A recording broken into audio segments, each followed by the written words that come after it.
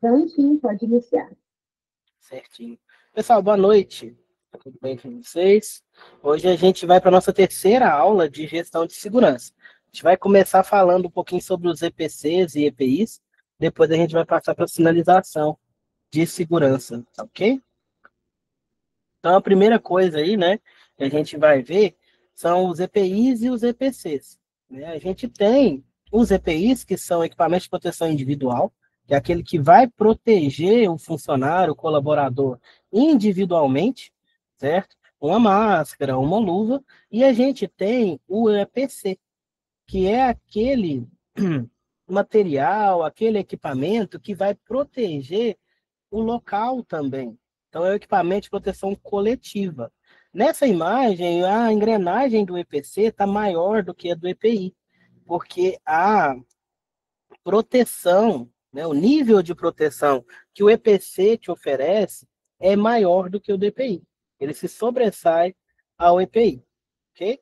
Então, por isso que o EPC está maior. Eu sei que em questão de engrenagem, a engrenagem maior não adianta muita coisa, né, em questão de mecânica. Mas, né, nesse esqueminha, colocaram uma engrenagem maior para o EPC para demonstrar que o EPC ele vai sobressair ao EPI. Né? Quando você tem um EPC, dependendo do trabalho que você está fazendo, dependendo do local que você está executando, talvez você não precise de EPI, ok? Por exemplo, uma exaustão. Né? A gente vai ver a questão de laboratório químico, capela, que estava falando lá na apostila de vocês, né? Nessas questões aí, eu posso até dispensar alguns tipos de máscara, dependendo da substância que eu estou trabalhando, porque a exaustão, ela é uma forma de EPC, né? O exaustor. Então, tendo o exaustor, pode ser que eu não precise de utilizar o EPI. Então, o EPC ele vai ali sobressair ao EPI. Ele vai ser mais importante, vai oferecer um nível de proteção maior. Né? Nós temos ali as barreiras de construção, de contenção primária, que é o EPI e o EPC, e as barreiras de contenção secundária. Esse material ele é mais voltado para laboratório bioquímico, tá, pessoal? Mas eu vou passar, né, para vocês de forma geral, tá, ok? Aqui eu peguei um laboratório, porque lá na apostila de vocês fala sobre a capela, fala sobre a exaustão, fala desses equipamentos que são voltados para química, tá? Para laboratórios, mas a gente vai expandir também para a área industrial, ok? A barreira de contenção secundária, ela já vai vir ali no projeto, no próprio projeto da estrutura. Você já fazer um desenho, uma estrutura física que te proteja, que te forneça proteção dos riscos físicos, químicos, biológicos que a gente viu, né? Ergonômicos. Então, ele já vai te dar condição. Aquele local, aquela estrutura física já te dá condição de você trabalhar. Certinho? Então, o EPI é todo o dispositivo que foi feito, concebido ali, para proteger a integridade física e a saúde do meu colaborador. Né?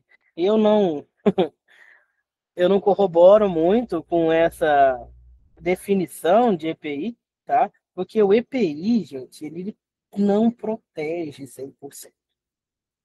Apesar de ele chamar equipamento de proteção individual, ele não vai, né, se sobressair a uma análise de risco do colaborador. Né? Ou seja, o EPI não é uma roupa de super-herói. Né? Que tem gente que pensa que o EPI vai proteger de tudo. Ele não protege. O EPI ele minimiza danos. Né? Então, o EPI ele só vai te valer depois que o acidente acontecer. Então, a gente tem que tentar, primeiramente, evitar o acidente.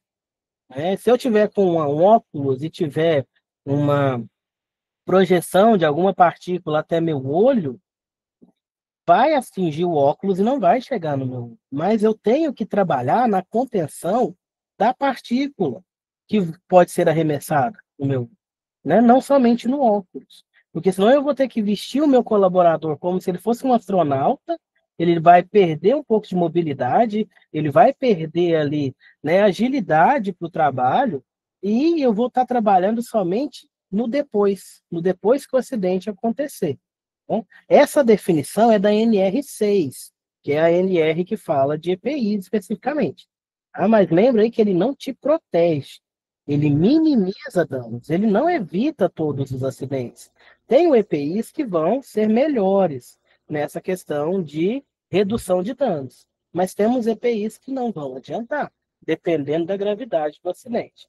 Então, não é porque eu tenho um EPI que eu vou deixar de trabalhar com a segurança dos meus colaboradores. Né? Sobre o EPI, a empresa ela é obrigada a fornecer o EPI gratuitamente, o funcionário não pode pagar, certo? E os empregados são obrigados a usar os EPIs e são responsáveis pela sua guarda e conservação.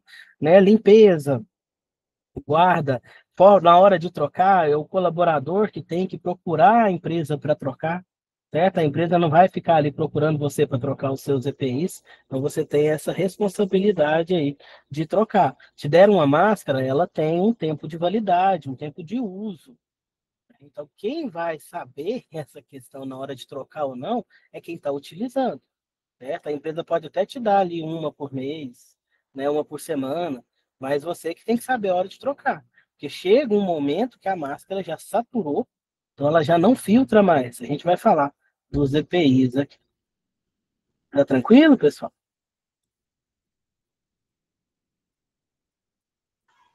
Nós Tranquilo. teremos EPIs. Oi? Tranquilo. Ah, tá. Obrigado pela confirmação. Nós teremos EPIs para proteção de todas as partes do corpo. Né? Vamos começar ali pela cabeça. Né? Na cabeça, o primeiro que a gente pensa é no capacete. Né? Ele vai proteger de impacto, perfuração. Alguns tipos de capacete vão proteger de choque elétrico, né? Que eles vão ser isolantes ali. Né? E tem também outros tipos de capacete que são acoplados com outros dispositivos de segurança que vão oferecer uma proteção maior. A gente tem as máscaras faciais, né, que vai depender da substância química que você está trabalhando. A gente tem máscara contra gases, tem máscara contra particulados, temos máscaras de filtro físico e filtro químico. O físico ele funciona somente como uma barreira física contra particulados. Poeira, por exemplo. O químico, ele já vai ter alguma substância ali que vai reagir com aquela outra substância que é nociva, neutralizar ela antes de você respirar, né? Por exemplo, a gente tem filtros para gases ácidos. Então, esse filtro é um filtro de carvão, né, de carvão ativado ali, e ele vai neutralizar esse ácido, esse gás ácido que você vai respirar, para não deixar com que ele entre em contato com suas vias aéreas. Né? E tem as máscaras combinadas, que vai ter tanto o filtro físico quanto o filtro químico. Além dessas, nós teremos também as máscaras autônomas, que a gente fala. É aquela máscara de oxigênio que vai ser, né, por ar mandado através de um compressor ou por um cilindro, né? É autônomo, porque aí a pessoa pode entrar em um ambiente que tenha substâncias nocivas, porém ela não vai depender daquela atmosfera. Ela vai respirar somente o ar que está sendo mandado para ela. Então, por isso que a gente fala que ela é autônoma. Ela independe da atmosfera do ambiente, né? Utiliza-se ela em locais onde eu tenho uma presença alta de gases contaminantes. Esses gases contaminantes, pessoal, nas NRs têm um limite de tolerância. Eu não sei se eu já falei isso para vocês. Toda substância que é danosa tem nas NRs um limite de tolerância. A quantidade que eu posso ter naquele ambiente, onde eu possa permitir o trabalho, com ou sem EPI. Okay? Um exemplo aí é o CO2. Né? O CO2, se tiver muito CO2 no local, a pessoa pode sofrer com asfixia, com dificuldade de respirar. Então, a gente tem um limite de tolerância da concentração do CO2 para o tempo de trabalho. A partir de uma certa concentração, a pessoa já não pode ficar exposta 8 horas por dia. Ela vai poder ficar só 6, só 2 horas, só 1 hora, né? Dependendo da concentração, nem 1 hora. Aí ela vai ter que entrar, por exemplo, com essa máscara autônoma, que ali ela não pode ficar naquele local, certo? Outro tipo de proteção para a cabeça, a gente tem os óculos de segurança, vai ser risco de impacto, substâncias nocivas e até mesmo radiação. Impacto, óculos anti-impacto, que é aquele mais simples que a gente utiliza, né? Só para projeção de partícula sólida. Para fluidos, ele não adianta muito. Aí tem que ser outro tipo de óculos, que é o óculos ampla visão, um que parece óculos de mergulhador, porque ele sim vai proteger contra projeções líquidas, ok? E a gente tem outros tipos de óculos, por exemplo, para radiação, que é no caso da solda, né? A gente tem a máscara do soldador, né? Porque ali, enquanto ele está soldando, né, está tendo ali incandescência do metal que ele está aquecendo. Então, aquela radiação, ela pode queimar as vistas da pessoa. Então, ele usa uma máscara que tem ali um filtro dessa radiação, né, para as vistas. Porque senão ele pode queimar a vista. E quem está próximo também, né? Não pode ficar olhando diretamente para a chama, né? E também pode sofrer com essa radiação. Além de queimadura no rosto, né, pode ter queimadura das vistas. Temos os equipamentos de proteção respiratória, são chamados EPRs, né, equipamentos de proteção respiratória. Tem vários tipos, né? Máscara com filtro, que é o filtro mecânico ou filtro físico, que é somente para partículas suspensas, e a com filtros químicos, além da máscara autônoma que a gente falou. E nós temos a proteção auricular, os abafadores. Eu não estou de abafador, esse aqui é um fone, mas ele dá uma abafada no ruído. Ele não é um EPI, estou utilizando é só para dar aula para vocês, porque tem muito ruído aqui, eu não consigo ouvir se eu não colocar esse fone. Mas na indústria existe o abafador que vai somente reduzir a pressão sonora daquele ruído antes dele chegar no seu ouvido. Você não vai abafar completamente o som. Ele vai atuar como um redutor. A gente mede o nível de pressão sonora com uma unidade que chama decibel. A gente tem um equipamento que chama decibelímetro. Esse decibelímetro, ele vai medir a pressão sonora do local. Se der mais do que 80, a pessoa não pode trabalhar naquele ambiente mais de 8 horas por dia sem proteção. Então, passou de 80, eu já sou obrigado a usar um EPI. Se for até 79, a pessoa pode trabalhar. Mas se chegar a 80, já é o limite de tolerância. Aí eu já tenho que reduzir a exposição da pessoa e fazer a utilização de EPIs. Ou algum EPC que reduza esse nível de pressão sonora. Se eu estiver num local ali que tem 100 decibéis, um ruído, né, digamos alto, assim, né, um ruído que incomoda, de 100 decibéis, eu vou trabalhar com um abafador. O abafador, o que ele faz? Ele reduz esse nível de pressão sonora antes que ele atinja o meu ouvido.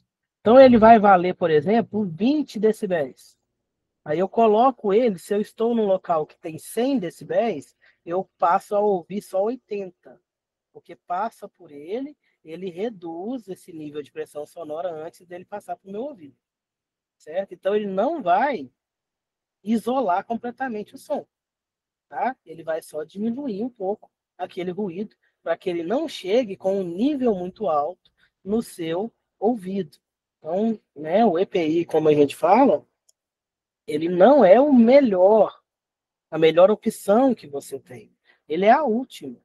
Então, deve-se considerar, nesse caso de ruído, por exemplo, a manutenção da máquina, um enclausuramento daquela máquina para reduzir o ruído que ela faz. Não a obrigatoriedade de usar EPI. Porque o EPI, ele não vai reduzir tanto assim. Né? Ele vai reduzir um pouco para ficar tolerável. Só que aquilo ali vai gerar cansaço, irritabilidade, dificuldade de comunicação dentro da empresa e pode gerar acidente. Então, o ideal é que se faça uma manutenção nas máquinas para garantir com que elas façam menos ruído e talvez enclausurar. Fazer medidas de enclausuramento, de isolamento sonoro dessas máquinas ou da equipe. Né? Eu acho que eu até usei esse exemplo quando eu fui explicar para vocês a hierarquia das medidas de controle. E aí a gente tem lá, né, o primeiro, o mais efetivo de todos é eliminar a fonte, eliminar o perigo, mas não tem como eu eliminar todos os perigos. Então a gente vai descendo e vai reduzindo a, a eficiência, né, a efetividade daquela medida de controle. O EPI está lá embaixo, naquela pirâmidezinha. Ele é o último, né? Ele é para depois que já aconteceu. Ele é para quando já tem o ruído. Ele é ali uma medida de controle da mais fraquinha que existe. É só para falar que tem, digamos assim. Então, assim, quando a gente for pensar em segurança, pensar lá no projeto, antes de começar. Né? Não deixar para vir apagar fogo depois. Né? Vou dar EPI para o meu colaborador. Vai te gerar custo, vai te gerar afastamento devido a estresse, devido à falha de comunicação, certo? E o seu colaborador pode não usar. O EPI ainda tem essa questão. Ele pode não usar ou usar de forma inadequada. Aí não vai adiantar para a saúde dele. Né? Você, como empresário, como, né, dono da empresa ou chefe de segurança, você está resguardado porque você forneceu o EPI. Mas aquele funcionário, aquele colaborador, se ele não tiver consciência que ele precisa usar, que é para o bem dele, ele vai ter lesões. Lesão no ouvido, lesão nos olhos, se ele não utilizar de forma correta esse EPI.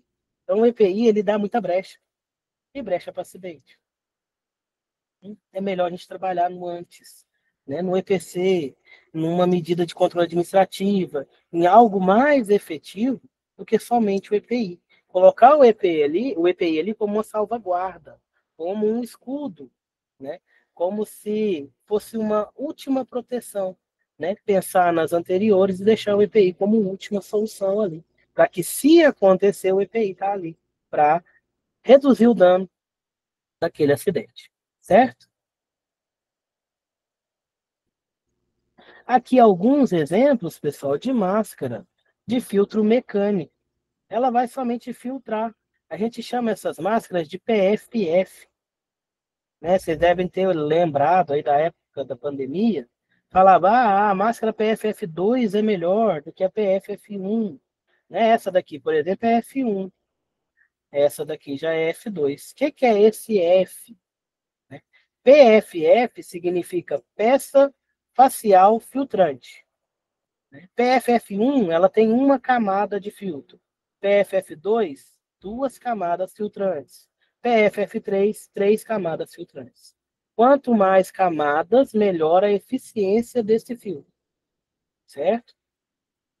A eficiência da PFF1 é de 80% a 85%. É uma eficiência boa, mas, né, ainda passa 20% de contaminação. PFF2 chega a 95%. Então é ótima a PFF2. Ela te dá uma proteção alta ali, né? E você tem controle de custo. Ela não é tão cara quanto a PFF3. A F3, ela já te garante 99,9% de eficiência. Teoricamente não passa nada nela. Então ela é mais cara e ela acaba que é mais difícil de utilizar. Como o filtro dela é mais potente, né, a pessoa fica às vezes um pouco mais abafada. Ela demora a acostumar com a F3 e ela é mais cara. Então a mais utilizada aí, né, é a F1 quando eu não tenho tanto particulado assim, e a F2 quando a gente tem bastante particulado. Eu posso ter esse filtro mecânico combinado com um filtro químico. Aí vai continuar sendo F1, F2 ou F3, né? Porém eu tenho o filtro químico também. Aqui tem um exemplo, tem uma máscara com filtro químico.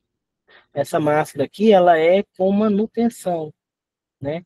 Ou seja, eu troco o filtro dela. Essa bolinha aqui, ó, branca, é o filtro. Então, eu consigo trocar, né, quando ela satura, quando ela já não está filtrando da forma que eu queria. Esses filtros têm cores de acordo com as substâncias que eles vão neutralizar, né? Então, o filtro branco, ele é para gases ácidos. O amarelo, além de gases ácidos, eu também vou ter proteção para vapores orgânicos. O verdinho é para amônia. O marrom vai ser para vapores orgânicos, gases ácidos e amônia. E assim vai. O vermelho, né, ele vai pegar aqui, por exemplo, o monóxido de carbono, que é um gás extremamente perigoso, né, extremamente letal, porque ele não tem cor, ele não tem cheiro, e ele ocorre de processos naturais de queima, de combustão. Pode levar a óbito com concentrações baixas. Se eu não me engano, 39 ppm é o limite de tolerância, é o máximo que você pode, né, ter de monóxido de carbono numa uma sala, em um equipamento que você for trabalhar. Branquinho com listras verdes vai ser para ácido clorídrico, branco com listras amarelas para o cloro, né, e azul para o monóxido de carbono, certo? Aí você troca aqui o filtro de acordo com o tempo de uso, né? E a quantidade de contaminante que você tem naquele ambiente. Quanto mais contaminantes, menor vai ser o tempo de vida útil desse filtro, né? Se o local tiver pouco contaminante, ele já vai durar mais tempo. Como é que eu sei a hora de trocar? Tá com dificuldade de respirar, tá sentindo o gosto ou o cheiro de uma substância, é porque o filtro já saturou e já não está filtrando mais, né? Começar a sentir aquele gosto amargo na boca ou o cheiro mesmo, um cheiro diferente, é porque ele não está filtrando mais.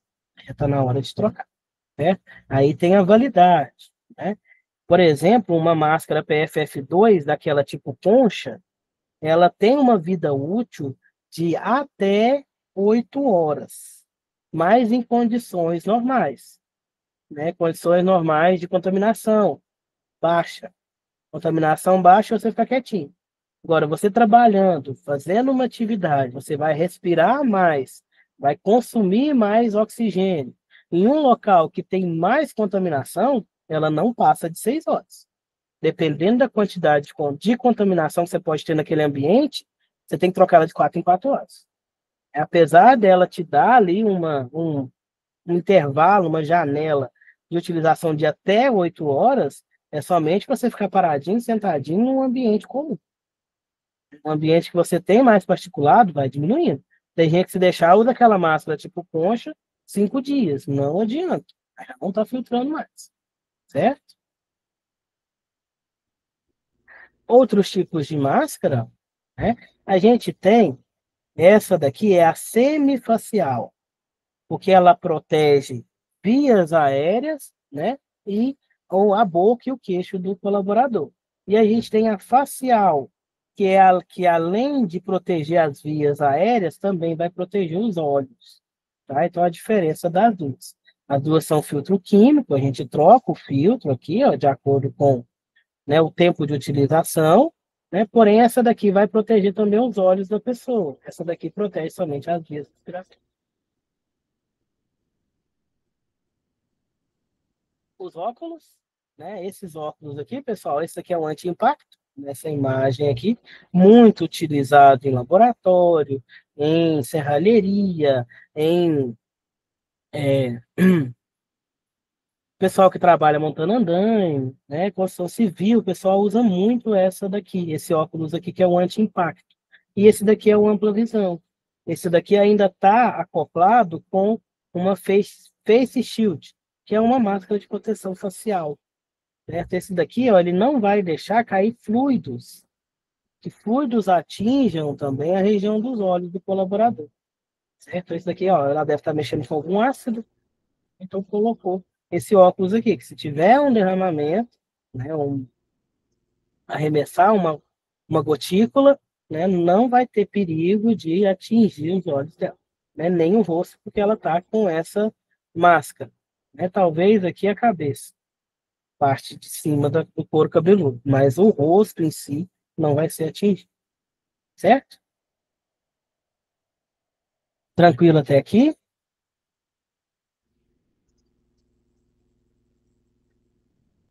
Beleza. Tô falando muito rápido, gente? Tá, vamos para entender. Não, tá tranquilo. Cheguei meio, meio desorientado por causa do horário. Desculpa, pessoal, vou Não, trazer um que isso. pouquinho.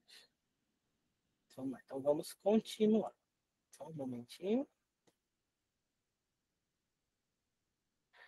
Esse conteúdo é grande, então eu tenho que dar uma acelerada.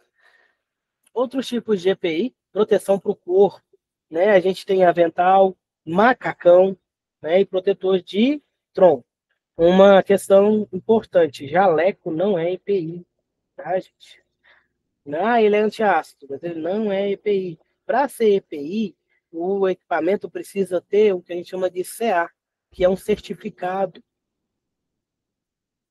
Esse certificado, ele vai, né, ser de acordo com a legislação brasileira, que aquele equipamento de proteção individual foi testado e está liberado para ser utilizado. Então, não é todo o avental e todo o jaleco que é considerado EPI, não. Tá bom? É só os que têm ali esse CA. O macacão, a gente tem o macacão, né? Tipo, os mais conhecidos aí é o Tyvek e o Taishen. O Tyvek é um branquinho, né? Que serve somente para sua sujidade, né? Ele não vai proteger de projeções líquidas. E o Taishen, que é um amarelinho, ele já tem uma proteção química, né? Ele já não vai deixar passar nada por ele para entrar em contato com o seu corpo. Tipos de avental usado principalmente aí no laboratório, né? O de PVC, que é aquele tipo avental de açougueiro que eles falam, porque ele é mais comprido, ele vai ficar abaixo do joelho do colaborador, então protege mais ali. Tem o Kevlar, que vai ser utilizado onde tem calor excessivo. Depois tem uma imagem dele, ele é feito daquela manta, igual aquela manta que o pessoal do Corpo de Bombeiro usa, laminada, né, para calor. E tem o de borracha. Quando a gente vai manusear grandes volumes de substâncias ou fazer trabalhos perigosos de lavagem e limpeza de materiais e equipamentos. Aí ele é mais grosso para proteger o colaborador. O avental Kevlar e aqui o avental de PVC, que é o avental de açougueiro que a gente fala, né? Ele vai evitar com que o colaborador se molhe, né? Ou que alguma substância entre em contato com ele, né? Aqui do joelho para baixo ele vai estar com a bota, com a botina, né? E a possibilidade de atingir aqui já é menor do que de atingir o tronco desse colaborador. Luvas. As luvas são para proteção dos membros superiores, mão e antebraço, né? Algumas vêm até o cotovelo, tem os mangotes que chegam até o ombro, tá? E ela vai ser de acordo com a atividade que você está executando. A gente tem luva para risco biológico, para risco químico, para calor, para mordida, para corte, para choque elétrico, etc. Então, tem vários tipos de luvas para serem utilizadas de acordo com a exposição. Além delas, a gente tem os cremes protetores para a mão também, né? Porque às vezes você vai trabalhar com alguma substância que pode ser agressiva às suas mãos. Com o tempo, pode estar criando ali, né, gerando uma dermatite de contato, uma alergia. Então, existem cremes protetores que formam um filmezinho, uma película bem fininha de proteção na pele, para que não haja irritação com principalmente esses particulados que podem irritar a pele do colaborador. Só um momento. O slide está querendo passar. Aqui há alguns tipos de luva, né? Luva de látex, essa daqui ela é mais para risco biológico, tá? Ela não vai adiantar para corte, né? Para corte ela não vai ser boa, né? Dependendo que você for trabalhar, ela é somente ali uma proteção bem básica. A gente tem, né, a luva aí de PVA, que ela já vai ser melhor para trabalhar com substâncias perigosas, por exemplo, alguns ácidos ela consegue proteger, Tem a luva de malha de aço, tá? Essa imagem aqui não é uma de malha de aço, mas a de malha de aço é aquela que o pessoal usa também em açougue. Ela é de uma trama de aço, né? Para que não tenha risco de corte, né? E a gente tem as luvas térmicas para trabalho com material quente, por exemplo, solda, né? O pessoal usa essas luvas para manusear superfícies quentes, peças aquecidas e até mesmo na soldagem. Tem a antimordida também, ela não está aqui, né? Mas, por exemplo, o pessoal que trabalha aí com cães, né? Com animais selvagens que podem estar mordendo a pessoa, eles têm uma luva que utiliza, né? É uma luva com mangote para proteger o braço para que não tenha ali o contato, né, dos dentes do animal com o corpo da pessoa. Ela é bem resistente, aí o dentinho do cachorro, do animal, não consegue perfurar essas luvas. Aqui tem algumas luvas, né, e as substâncias que elas são eficientes ou não recomendadas, certo? Aqui somente para efeito de curiosidade mesmo, né? Então a gente tem aqui, né, o HCl, por exemplo, que é um ácido clorídrico. Uma luva de borracha natural, ela é boa, aí vai depender da pureza desse ácido, da acidez dele, se ele está diluído ou não. A de neoprene, ela já é excelente, ela já é indicada. A de PVC também. A de PVA não é recomendada, né, para esse tipo de ácido, porque ela pode reagir, né? E a de borracha, ela é excelente, né? Aqui só para mostrar para vocês que depende da substância, certo? A substância que eu estiver trabalhando para eu escolher a melhor luva, a que mais protege. Aqui alguns exemplos. Essa daqui, ó, é para mexer com temperaturas baixas. E para os membros inferiores, a gente tem as botas, bota de borracha, né, e o propé, usado em área de cultivo e área de cirúrgica.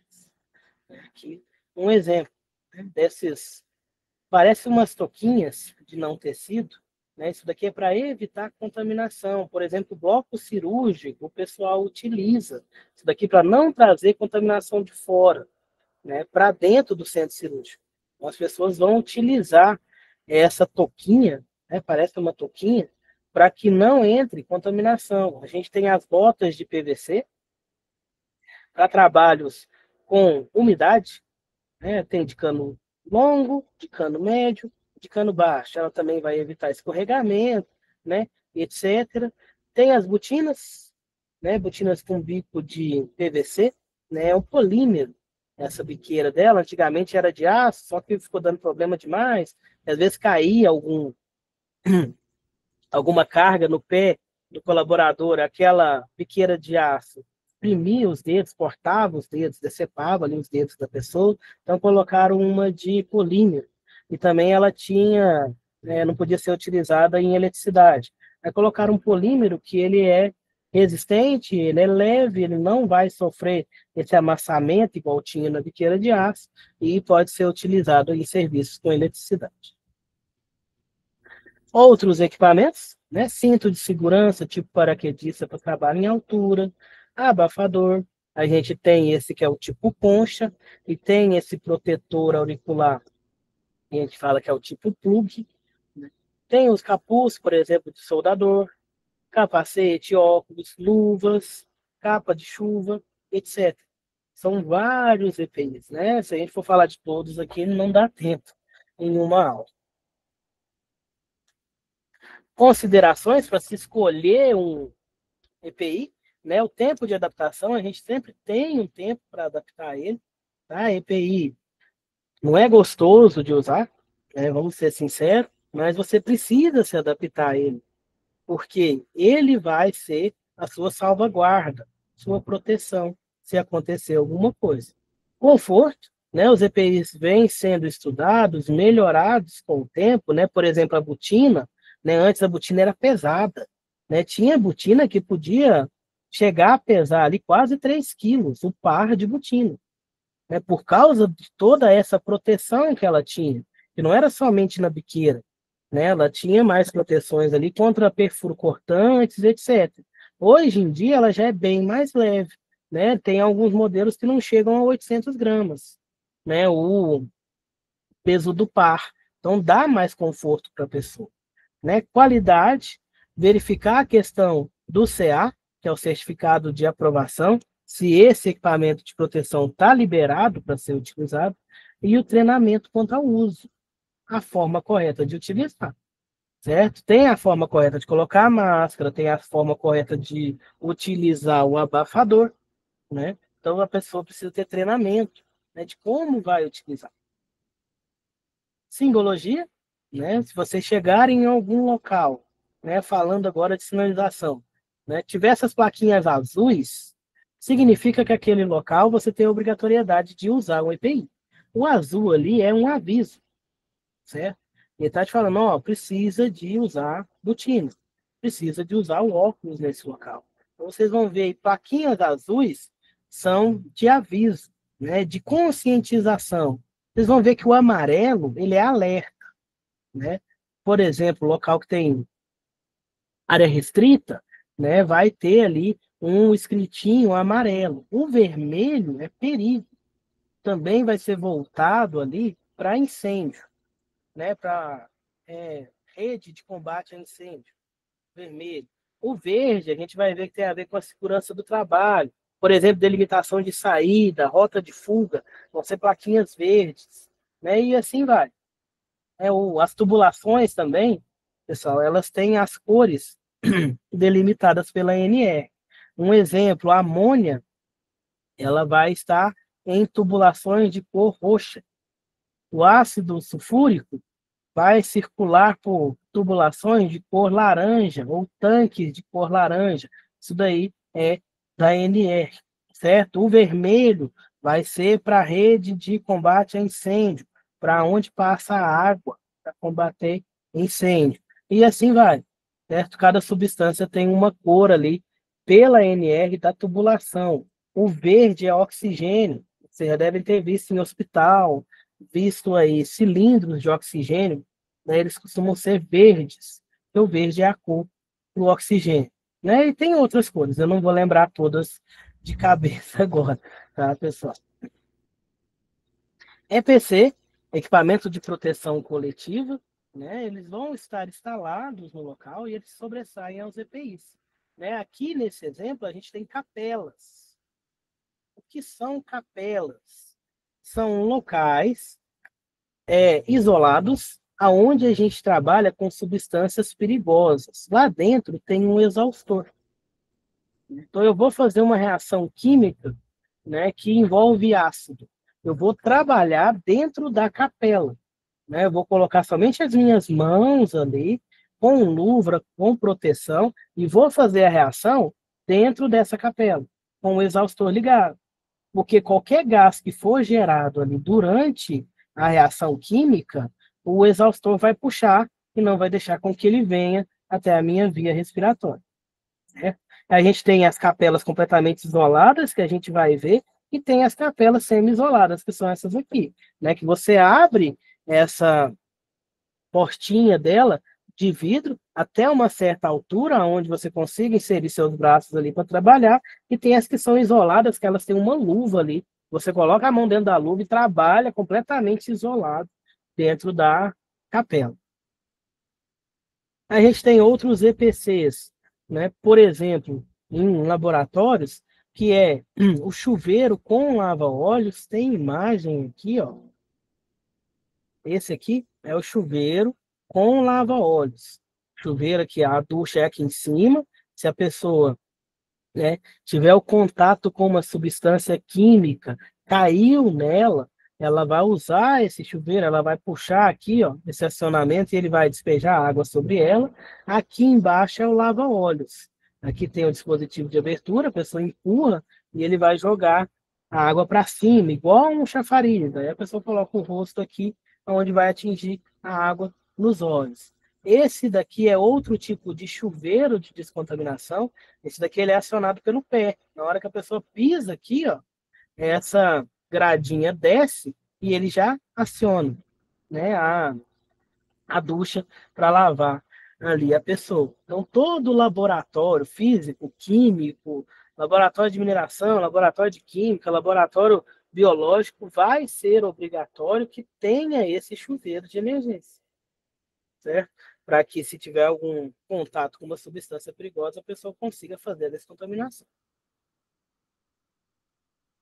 Capela química, que a gente viu, né, que é onde a gente faz reações. Tem a capela de fluxo laminar, que é uma capela isolada, que vai ter ali, né, além da exaustão, ela tem uma ventilação também, que faz com que o ar ali dentro seja renovado o tempo todo, para que não haja risco de contaminação nem do colaborador, nem do material que ele está trabalhando, certo? Porque ali esse fluxo laminar, ele não vai deixar com que ele se contamine também, ok? Baldes de areia para questão de incêndio, não vai dar tempo da gente falar de incêndio, de proteção de incêndio, mas baldes de areia são deixados em locais onde eu tenho um risco maior de incêndio. Extintor de incêndio, todo local precisa ter, todo local que tenha pessoas trabalhando, eu preciso ter extintores de incêndio, luz ultravioleta por caso de descontaminação, né, de algum equipamento, né? Eu trabalho com essa luz ultravioleta para descontaminação, filtro, questão do ar, que é respirado dentro do laboratório, e a cabine de segurança biológica, que é aquela que tem as luvinhas que eu falei para vocês, tem imagem aqui para frente. Aqui está mostrando os lava-óleos de emergência, certo? E tem o portátil, que é esse daqui, né? São recipientes, né, com água, onde você vai colocar ele ali, pegar ele e jogar água nos olhos, né? Ele tem o formato do olho da pessoa, onde ela coloca ali e aperta, ok? Esses lava-óleos e os chuveiros de emergência, né, que são de água, a gente precisa verificar qual substância que você está trabalhando. No caso do ácido sulfúrico, gente, a água não ajuda. A água ela vai piorar o processo. Aí a gente tem que fazer a descontaminação com outro tipo de EPC, que é o difoterine. Não sei se vocês já ouviram falar. Já ouviram falar do difoterine? Sim. Vou pegar uma imagem aqui, só um momento, tá, pessoal? Para mostrar para vocês. Vou trocar a tela.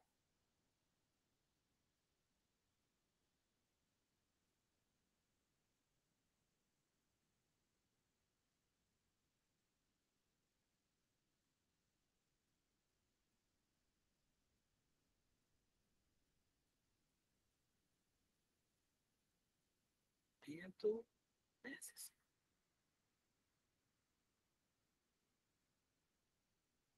Esse aqui é o difoterine, pessoal. O que é esse difoterine para quem não conhece ele?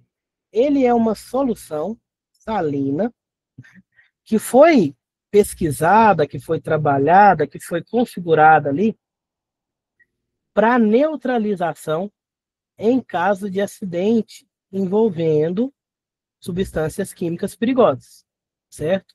Ele neutraliza mais de 1.400 substâncias. Então, eu posso usar ele com ácido, eu posso usar ele com soda cáustica, eu posso usar com algumas bases, ácido fluorsilícico, né? Ácido clorídrico. Ele não tem contraindicação com esses ácidos.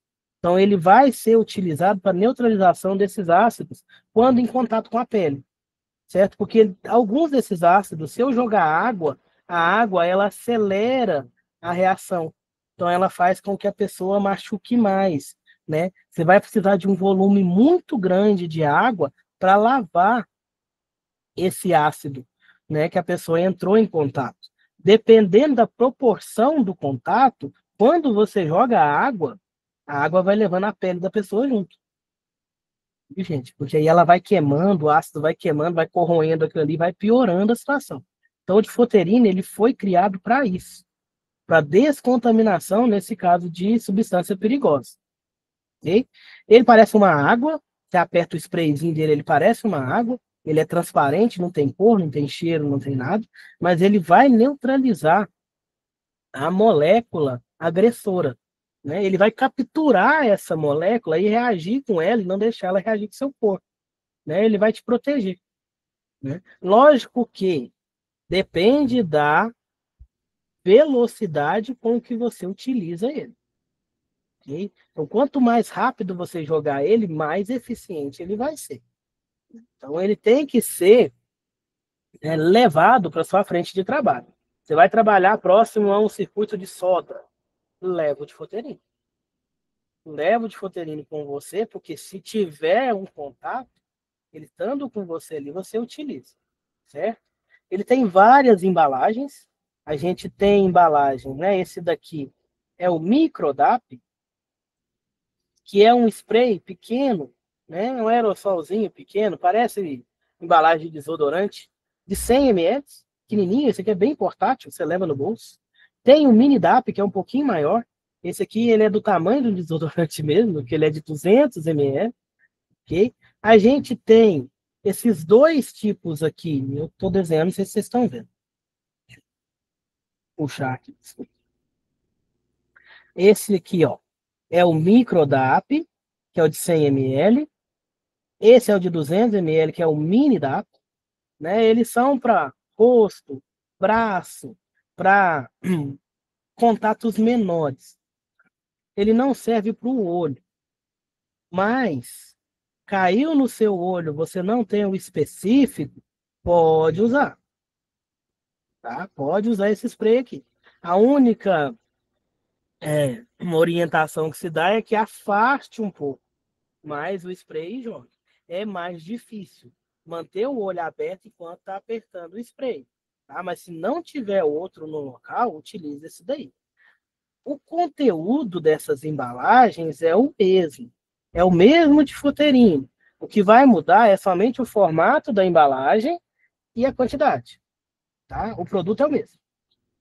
Por que eu estou falando isso? Essas coisas aqui são para os olhos. Esse laranjinha, apesar do desenho estar grande, ele é pequenininho. Ele é desse tamanho aqui, ó. Ele é de 50 ml, esse laranjinha. Esse laranjinha a gente chama de lis. Ele é um recipiente de 50 ml que você vai abrir e jogar no olho, caso tenha contato. Ele é para um olho só. Certo? Então, quando você vai para uma área que pode ter essas substâncias perigosas, você leva o Minidap, que é esse spray, e o Lis. E deixa próximo de você um carrinho aonde vai ter os outros.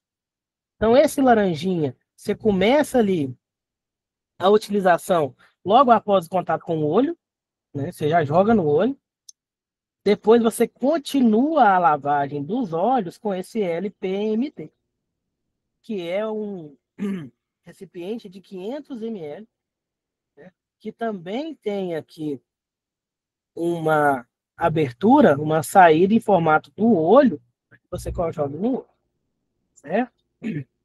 E a gente tem a ducha, que é o DAP, que é esse grande aqui. Ele parece um extintor. Ele é de 5 litros. Esse aqui é para contaminações maiores do corpo todo.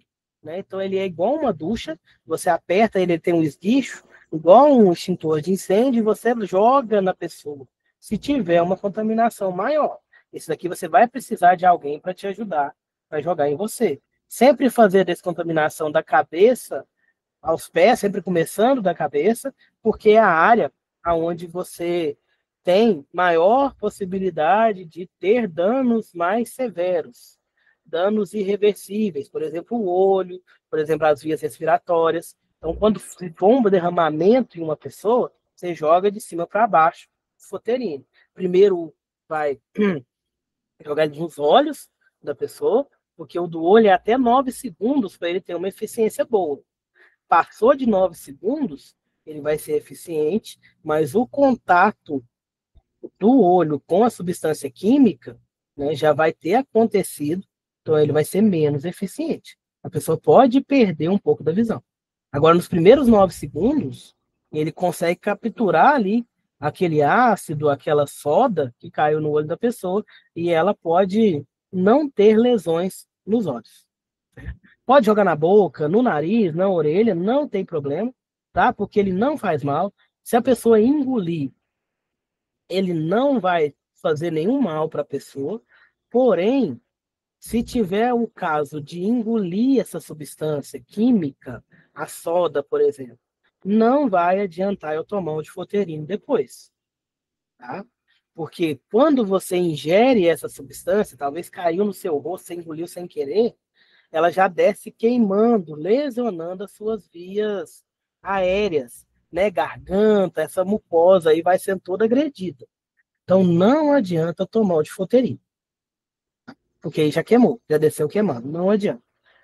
Caso, né, tenha contato com a boca, a pessoa engolir acidentalmente o difoterine, não faz mal, mas ele não é indicado, né, no caso da pessoa tomar, ingerir essa substância química. Se ela tiver, né, engolido a substância química, é o hospital. Aí no hospital, né, vai fazer o tratamento, se precisar de fazer uma lavagem, alguma coisa.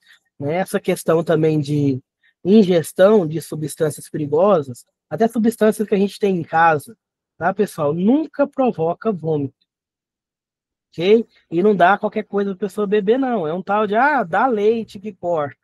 Não corta. Vai para o hospital e leva o rótulo da substância. Encaminha a pessoa para o hospital. Porque quando a pessoa ingere, né, essa substância, ela chegando no estômago, ela reage com o ácido do estômago. Se eu provoco vômito, esse ácido vai subir queimando a garganta da pessoa. Né? Queimaduras ali que podem virar infecções e a pessoa pode ir a óbito. Não pode provocar vômito por isso. Não pode dar nada para beber pela mesma situação. Você deu água para a pessoa beber. A água vai reagir com a substância que ela engoliu e com o ácido do estômago. Né? Essa reação pode ferir o estômago da pessoa, ou se ela provocar vômito, pode ferir as vias respiratórias. Então, ingeriu, hospital. Ok? Criança, idoso, cuidado. Tá? Cuidado com embalagem, pessoal. As embalagens hoje em dia são, né, diferentes. Às vezes a criança vê ali um detergente, um desinfetante, acha bonita aquela cor, pensa que é um suco, pensa que é um doce, alguma coisa e bebe. Tá? Cuidado com essas embalagens. Idoso também, né? O idoso às vezes está cansado, às vezes já está ali com alguma perdão, dificuldade, né, a pessoa que tem Alzheimer, alguma coisa assim, né, às vezes não consegue ver o rótulo e utiliza aquela substância, bebe aquela substância, então tomem cuidado. Tá? Em questão também de trocar de embalagem, produto de limpeza, rotula, coloca o rótulo, separa, tá, pessoal? Porque é muito perigoso. A gente não vê falando tanto, mas ainda tem bastante contaminação aí, né, com produtos caseiros, com substâncias que a gente tem em casa. Ok? Voltando aqui para o outro slide, entenderam o difoterino? Depois eu vou colocar no slide de vocês um vídeo da utilização do difoterino. Né? E como se utiliza. Que é aquela questão, ele é do YouTube, se eu colocar para rodar aqui, vai dar direitos autorais, etc. Mas aí eu mando para vocês. Capela, a gente falou da capela, né? Os ácidos nos laboratórios ficam dentro da capela, porque eles podem ter ali, né, uma vaporização e tal, então eles ficam ali para garantir com que não haja contaminação, né? E a cabine de segurança biológica, né, é aquela que vai proteger não somente o colaborador, mas também o ambiente e a amostra, tá? Não vai permitir que esses aerossóis sejam arremessados para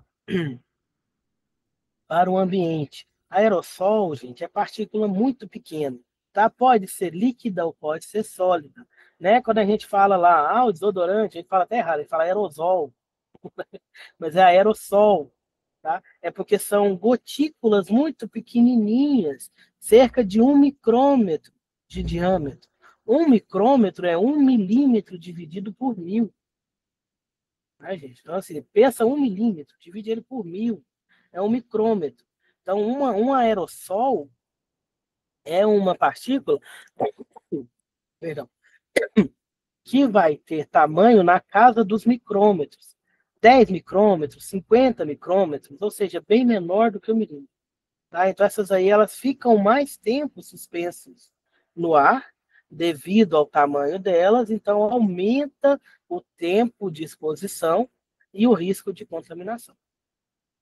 Okay? Eles podem ser gerados por agitadores, por quebra de material, por movimentação, pelo spray mesmo. Tá? Então, eles podem ser gerados por várias atividades. A gente precisa tomar cuidado, né? Porque eles ficam suspensos no ar e podem ser respirados. Essas cabines de segurança biológica, elas vão ter um filtro que vai ser eficiente para partículas extremamente finas, de até 0,3 micrômetros. Né? Esse aqui é um tipo de filtro, que é o filtro EPA. Né? Vocês já devem ter visto, tem alguns aspiradores de pó atualmente que estão vindo com esse filtro EPA, né? Que ele tem uma alta eficiência para particulados no ar, 99%. Os aspiradores antigos não tinham esse filtro. Então você está aspirando pó, né? O mais fininho, o aspirador puxa, mas o filtro dele não filtra, então ele joga, ele devolve para sua casa aquele mais fininho. E esse mais fininho é o que mais provoca alergia, é o que mais provoca doenças respiratórias, porque ele fica mais tempo suspenso no ar, vai ser difícil você retirar ele. Então aqueles aspiradores de pó antigos não tinha esse filtro EPA, então eles acabavam espalhando contaminação. Né? Agora, os aspiradores mais recentes já têm esse filtrozinho, né, que consegue ali filtrar 99% das partículas. Porém, tem um tempo de uso, tá, gente? Deixa eu olhar essa questão. E a gente tem os filtros ultra. Né? Esse daqui é mais utilizado em laboratório químico. Desculpa. E ele vai pegar ali partículas menores, né, até 0,1 micrômetro. Então, ele é mais efetivo. Porém, o custo dele é 150 vezes maior. 150% do filtro E. Então, não é qualquer laboratório que vocês vão ter esse filtro ultra. Aqui as cabines de segurança biológica, a gente tem classe 1, classe 2, classe 3, de acordo com o que elas protegem. Classe 1 vai proteger o operador e o meio ambiente. Classe 2 protege o operador, o produto e o meio ambiente.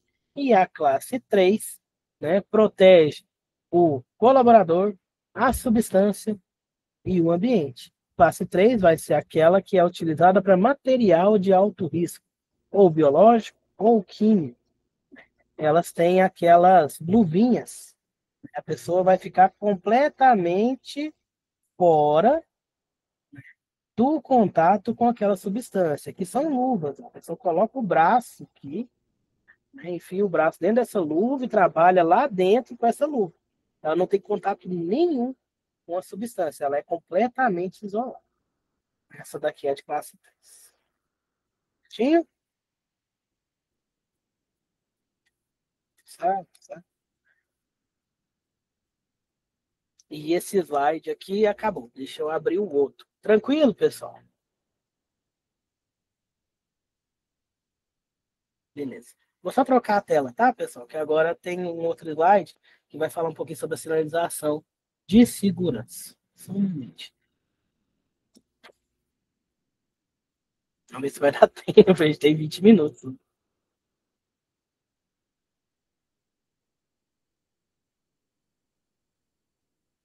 Aí tá feio.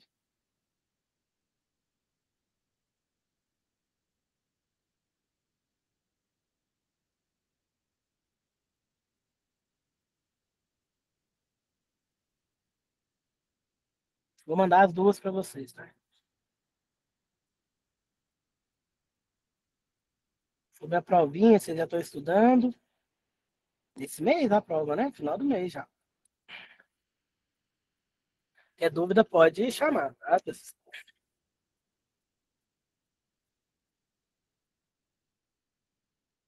Já falou, né, das sinalizações de segurança, né? Todas as empresas, indústrias, laboratórios precisam ter essa sinalização de segurança. Então, as cores são essas. Verde remete à segurança, né, a alertas ali, ó, a orientação de rota de fuga, local de saída de emergência, chuveiros, lava-óleos de emergência.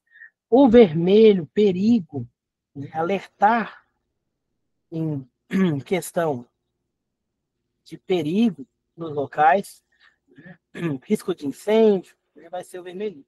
O amarelo, né, é cuidado, né, alerta, afaste, área restrita, vai ser amarelinho, né, e costuma estar escrito de branco.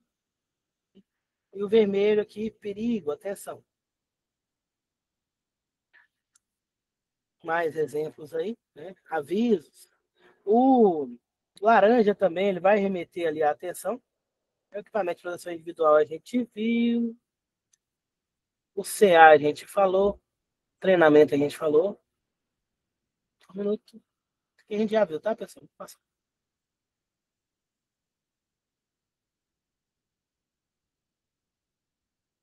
As máscaras, a gente falou delas. Boas práticas laboratoriais. Essa última parte aí está voltada aí para as práticas laboratoriais. Né? A gente vai ter que manter as vestimentas corretas de acordo com o local que você está trabalhando, jaleco, avental, né? Manter a higiene das mãos, né? Do corpo em si. Tem ambiente, tem laboratório que a gente só pode entrar, só pode manusear ali, adentrar aquele local com a vestimenta específica. Uns laboratórios têm substâncias, têm até materiais biológicos ali que não podem sofrer contaminação de jeito nenhum. Então, nesse tipo de laboratório, você troca até de roupa quando. Indústria alimentícia também costuma adotar essa prática. Né? A pessoa vai com uma roupa até um ambiente de trabalho, chega lá e ela troca para garantir que não haja contaminação da alimentação. Né? Um exemplo aí, eu não lembro se é a Maquin ou a Bem Brasil, né? O pessoal tem esse revezamento de uniforme, os uniformes dele tem até um número atrás, né? Porque eles trabalham 4 dias, então tem que usar um por dia, não pode repetir o uniforme, né? E eles não podem ir para o trabalho com esse uniforme. Eles levam ele, né, por ser uma indústria alimentícia, chega lá, eles trocam a roupa para não ter contaminação, para não trazer contaminação de fora para os alimentos, né, porque estão manuseando ali, né, batata. Então, eles não podem utilizar o mesmo uniforme. Né? Tem muita indústria que faz isso. Né? Em laboratório também, tem alguns que na entrada tem uma parte de descontaminação, onde jogam um sprayzinho na pessoa que descontamina ela para depois ela entrar. Cuidado no manuseio de vidrarias, né? Porque os vidros ali, eles podem quebrar, podem te machucar, certo? E verificar também a composição, o que que eu vou trabalhar nesse vidro, que ele pode estourar. Então, sempre olhar a temperatura que ele vai suportar, etc.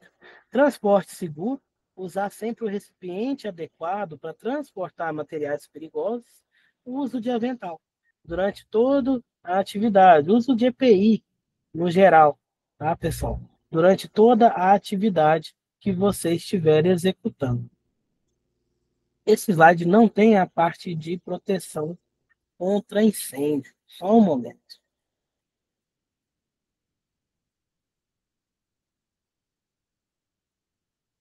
Tá tranquilo, pessoal?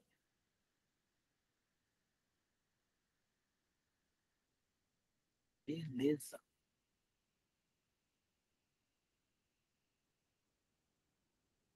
Venda de emergência, EPI. Deixa eu só ver se está faltando alguma coisa. As luvas.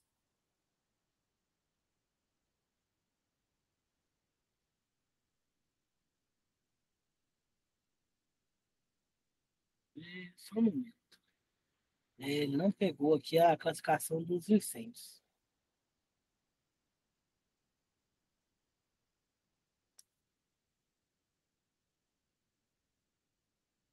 Um minutinho.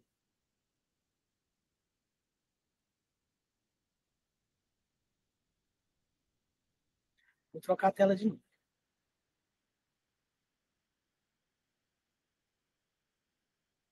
E, pessoal, só para finalizar mesmo a questão de combate a incêndio, que é uma parte muito importante que faltou ali na minha apresentação.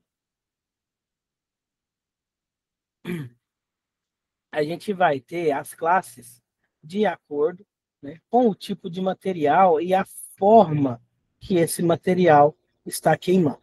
Primeira coisa que vocês precisam saber: fogo e incêndio são coisas diferentes.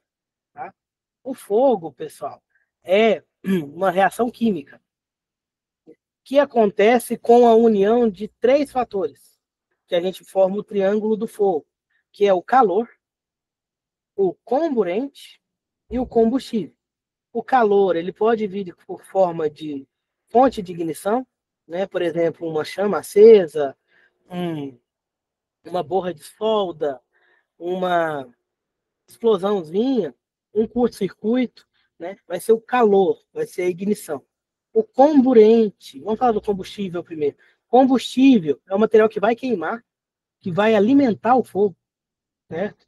E o comburente é o que vai ser consumido pelo fogo. Não tem fogo, tem oxigênio. Então a reação química precisa do oxigênio para acontecer. O oxigênio é o comburente. Então, para eu apagar o fogo, eu preciso retirar um desses três itens, né, do meu triângulo do fogo. Então, eu vou ter métodos de extinção de incêndio de acordo com o material que está queimando e cada um vai fazer uma forma de contenção. Né? Como são três elementos do triângulo do fogo, né, eu tenho, né, três elementos ali, três formas de apagar. No caso do calor, né, fogo aquece.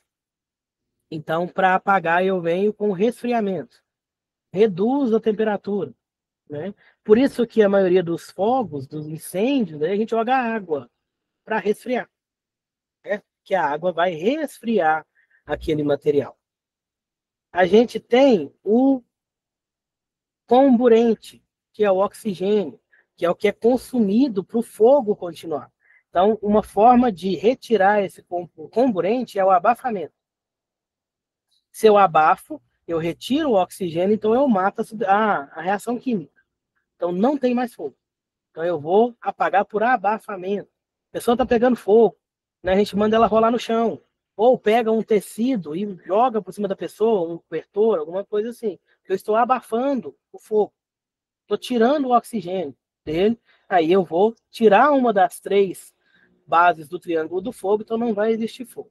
E por último, o combustível. Esse é um pouquinho mais difícil, tá, gente? Porque para eu apagar o fogo retirando o combustível, depende do que eu estou trabalhando, do que está queimando. Senão eu vou lá, né, pegar o que está queimando e tirar, não tem jeito. Eu isolo o fogo daquela área. Né? Por exemplo, vegetação. Aí eu vou fazer ali um acero, né? Um corredor onde não tem vegetação, para que o fogo não passe, não continue propagando. Eu estou isolando o combustível, que é o que está queimando, do fogo. Né? A diferença de fogo para incêndio, pessoal, o fogo é substância, é reação química, e o incêndio é fogo fora do controle, certo? Então, nem todo fogo vira incêndio. O extintor de incêndio, ele vai extinguir antes que se torne um incêndio, ok? Antes que ele tome grandes proporções. Então, por isso que a gente chama de extintor. Ele vai extinguir o foco de incêndio. Se for um incêndio mesmo, ele não vai adiantar. Um só não vai adiantar. Que aí o incêndio ele já tomou proporções maiores, ele já está fora de controle. Então você vai precisar de vários extintores e várias pessoas para apagar. Ok? Falando em questão de extinção de incêndio, a gente tem a classificação dos incêndios, que vai ser de acordo com o material que está queimando. Dependendo do material, eu tenho uma classe específica de extintor para usar, de forma de apagar. A gente tem classe A, B, C, D e a classe K. A classe A, ela é daqueles materiais que queimam tanto em superfície quanto em profundidade, materiais que são de fácil combustão. Papel, madeira, fibra, tecido, né? Isso daí é classe A. O extintor de classe A é um extintor de água. Então ele vai resfriar. Ele vai apagar o fogo ali por resfriamento. Então não é qualquer substância que eu posso jogar água. É só essas aí, de classe A. Madeira, papel, fibra. Ok? Classe B já vai ser produtos inflamáveis ou combustíveis. Esses aí queimam até acabar o combustível. A gasolina está pegando fogo, enquanto não acaba a gasolina, ela não para de pegar fogo. O álcool está pegando fogo, assim que acaba, que esse material combustível, ele vai queimar e não vai deixar resíduo nenhum. Exemplo ali, ó, óleo, graxa, verniz, tinta, gasolina. Eu tenho um extintor específico, que é o extintor de classe B, que eu vou utilizar em combustíveis, certo? Ele costuma ser um extintor de pó químico, certo? Ou de gás carbônico, né? Ele é um pó químico que vai abafar ali e não vai deixar com que o fogo continue, ou o gás carbônico, que ele vai resfriar e apagar. Tá? Então, tem, né, os dois tipos aí. Pode ser pó químico seco ou um extintor de gás carbônico. Classe C, material energizado. Equipamento elétrico energizado. Eu não posso jogar água, certo? De jeito nenhum, por causa da eletricidade. Posso causar um curto, só um